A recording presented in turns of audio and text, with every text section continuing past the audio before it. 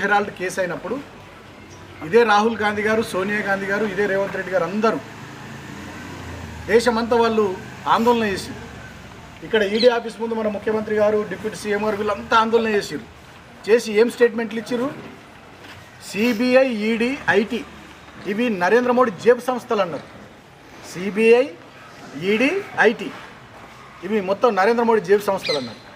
ఇవాళ బీహార్ ఎన్నికల సందర్భంలో ఇంకా రాహుల్ గాంధీ గారు ఒక అడుగు ముంగటికేసి ఎలక్షన్ కమిషన్ కూడా నరేంద్ర మోడీ జేబు సంస్థ అంటుంది.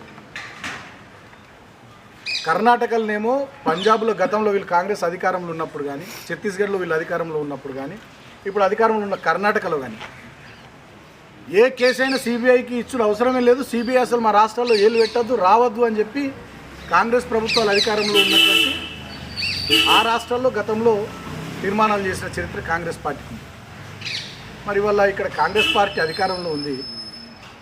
మరి మీ ఆలోచనలు, రాహుల్ గాంధీ గారి ఆలోచనలకు వ్యతిరేకంగా ఇవి నరేంద్ర మోడీ జేబు సంస్థలే అంటుంది. గతంలో మీ కాంగ్రెస్ ప్రభుత్వాలు ఉన్న రాష్ట్రాల్లో ఇవాళకి ఇంక్లూడింగ్ కర్ణాటక సిబిఐకి ప్రవేశం లేదు.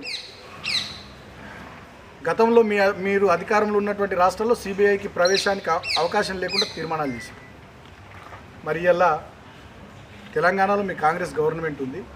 మరి ఇక్కడ కాళేశ్వరానికి సంబంధించిన అంశాన్ని సిబిఐకి ఇచ్చిర్రు అంటే, సిబిఐకి అప్పచెప్పిర్రు అంటే రాహుల్ గాంధీ, నరేంద్ర మోడీ ఇద్దరు ఒకటైర్రా, కాంగ్రెస్, బీజేపీ ఇద్దరు ఒకటైర్రా? ఇవాళ తెలంగాణ ప్రజలను ఆలోచించమని కోరుతాం. మొన్ననే బండి సంజయ్ అన్నాడు, దమ్ముంటే సిబిఐకి ఇవ్వరని. కిషన్ రెడ్డి అన్నాడు మొన్ననే, వారం క్రితం అనుకుంటా నాకు తెలిసి, కిషన్ రెడ్డి గారు అన్నారు మీతో నైతలేదు, మీరు మాకు అప్పచెప్పురు సిబిఐకి అని చెప్పి. ఇద్దరు కేంద్ర మంత్రులు అనుడు ఆలస్యం, నేను అసెంబ్లీ సమావేశాలు పెట్టిండు, కాళేశ్వరం అంశం సిబిఐకి అప్పచెప్పిండు. అంటే ఇవాళ నేను ఈ మంచిర్యాలలో ప్రెస్ కాన్ఫరెన్స్ ద్వారా తెలంగాణ ప్రజలకు, మంచిర్యాల జిల్లా ప్రజలకు నేను ఒక విజ్ఞప్తి చేయదలుచుకున్నాను. ఇవాళ దొందే రెండు జాతీయ పార్టీలు కూడబలుక్కొని ఒకటై తెలంగాణ గొంతుకగా ఉన్నటువంటి ఈ గులాబీ జెండాను లేకుండా చేయాలని కుట్ర ఇది.